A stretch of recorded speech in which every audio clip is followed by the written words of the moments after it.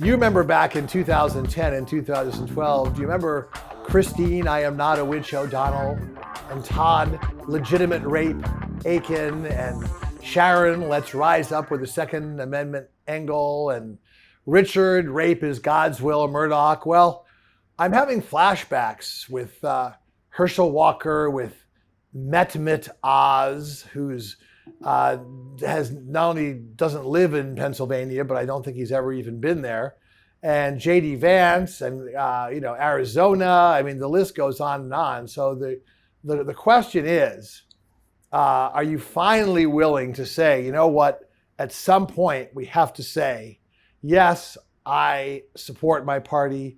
Yes, I want to elect candidates from my party.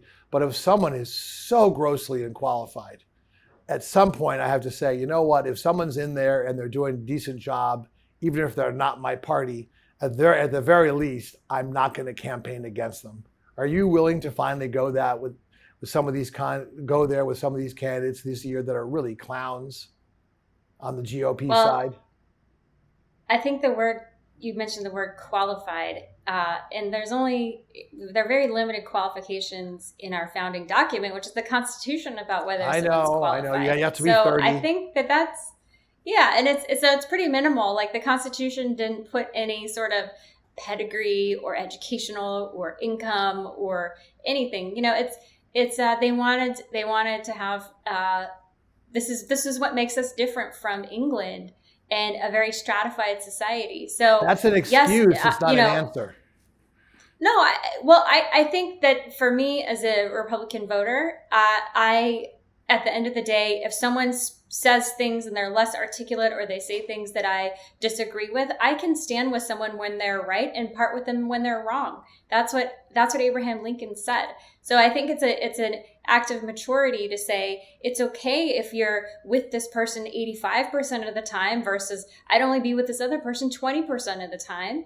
And to acknowledge that is a substantive policy difference, and that it's okay to have those policy differences. And it doesn't make someone who respects policy out to be someone who doesn't care about democracy or doesn't care about serious things. Because at the end of the day, I think personality is far less noteworthy when it comes to actual outcomes for people's lives. Policy matters.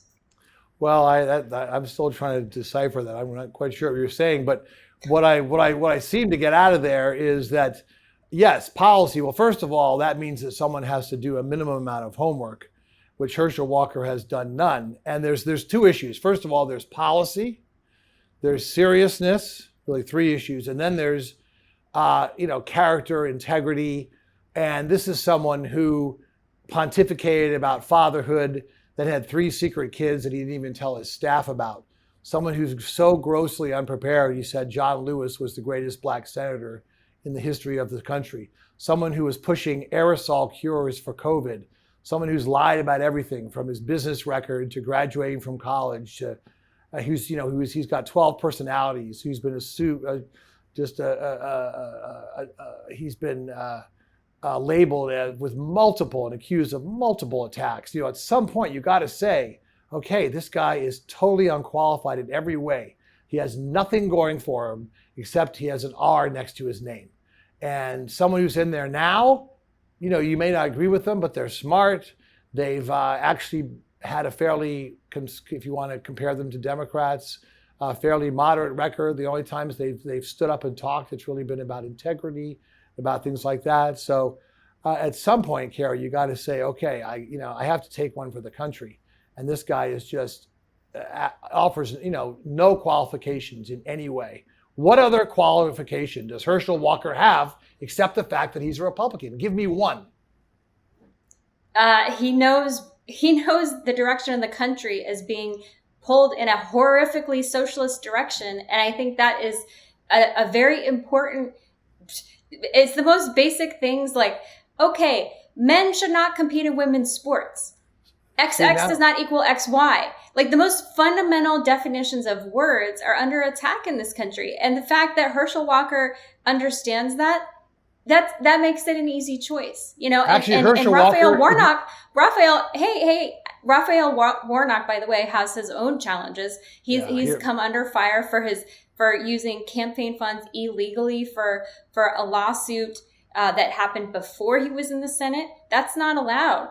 And then he's got his own challenges with a false. Look, we can go.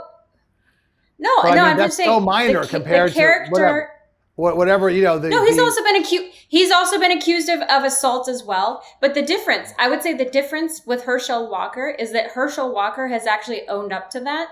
And we've talked about it. I sent you this big long. He has not owned up to it. He continues to lie. He continues to lie about everything. If you listen to what he talks about Cain and Abel.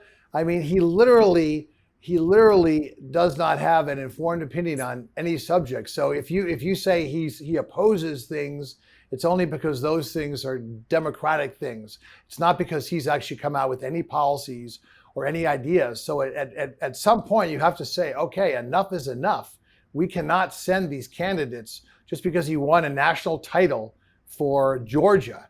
That's his qualification in many people's eyes. And the fact that he's not a Democrat, that's not enough. Okay. And there were some people back in 2010 who said, you know what? I can't support Todd Akin. Okay. I can't support Christine O'Donnell. And I think that you need to see more of that now.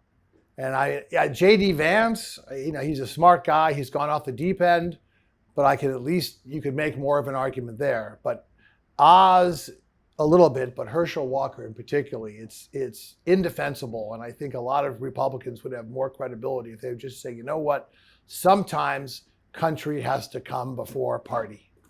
And that's just not happening for anyone who supports Herschel Walker. I think country has to come before character attacks and sins and things. Country has to come.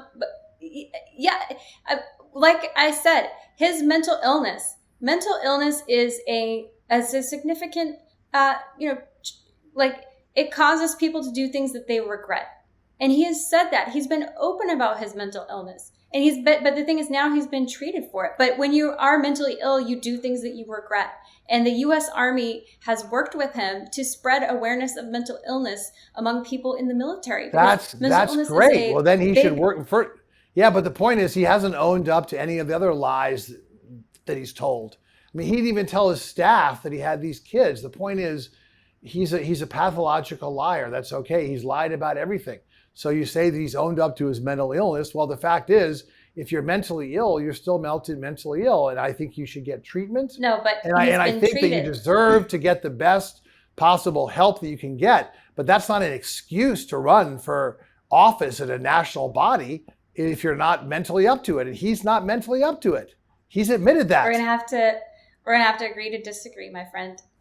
All right. Well, I guess we will leave it there.